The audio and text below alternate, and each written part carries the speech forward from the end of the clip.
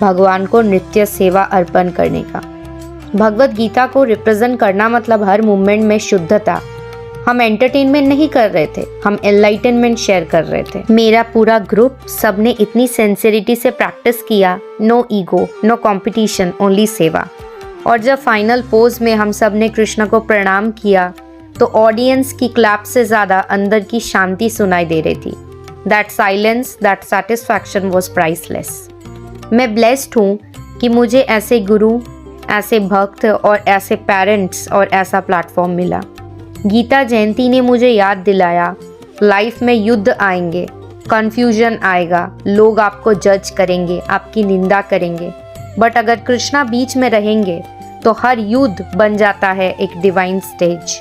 अगर मेरे ये छोटे से डांस ड्रामा किसी एक इंसान को भी कृष्ण के थोड़ा पास ले आए तो मेरी सेवा सफल हो गई। और आज जब मैं पीछे मुड़कर देखती हूँ तो मुझे समझ आता है कि गीता जयंती सिर्फ एक फेस्टिवल नहीं है, it was a reminder that life भी एक कुरुक्षेत्र है।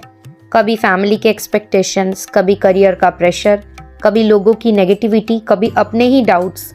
हर दिन एक युद्ध है। जब मेन स्टेज पर खड़ी थी, लाइट्स थी, ऑडियंस थी, म्यूजिक था, लेकिन एक मोमेंट ऐसा आया जब सब कुछ स्लो हो गया। मुझे सिर्फ एक चीज़ फील हो रही थी, प्रेजेंस। ऐसा लगा जैसे भगवान कह रहे हो, मैं यही हूँ, बस अपना कर्तव्य करो। और उस वक्त मुझे समझ आया, डांस परफेक्ट होना ज़रूरी नहीं है, स्टेप्स परफेक्ट होना ज़रूरी नहीं है, एक्सप्रेशन परफेक्ट होना ज़रूरी नहीं है, आपका भाव और आपकी भक्ति होनी चाहिए। गीता हमें क्या सिखाती है? भगवत गीता हमें सिखाती है detach from result, attach to devotion.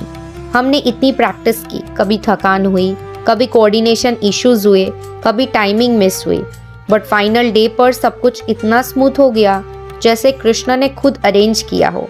और तब मुझे लगा, जब इंटेंशन प्योर हो तो अरेंजमेंट डिवाइन हो जाता। आज भी जब मैं वो रेड पगड़ी याद करती हूँ, वो सिर्फ कपड़ा नहीं था, वो एक संकल्प था, एक प्रॉमिस कि मैं अपने टैलेंट को सिर्फ नाम कमाने के लिए, पैसा कमाने के लिए यूज़ नहीं करूँगी, सेवा के लिए यूज़ करूँगी। Because talent is temporary but सेवा इज़ इटर्नल। और मैं दिल से फील करती हूँ कि अगर हम अपनी स्किल्स, अपनी आर्ट, अपनी वॉइस, अपनी डांस कृष्णा को डेडिकेट कर दे तो लाइफ ऑटोमेटिकली मीनिंगफुल हो जाती है। सक्सेस का डेफिनेशन चेंज हो जाता है। पहले सक्सेस मतलब व्यूज़, तालियां, एप्रिसिएशन। अब सक्सेस मतलब अंदर की शांति। कभी कभी हम अर्जुन होते हैं, कंफ्यूज्ड, इमोशनल, स्कैर्ड, लेकिन जब हम सरेंडर कर देते हैं तो कृष्ण गाइड बन जाते हैं।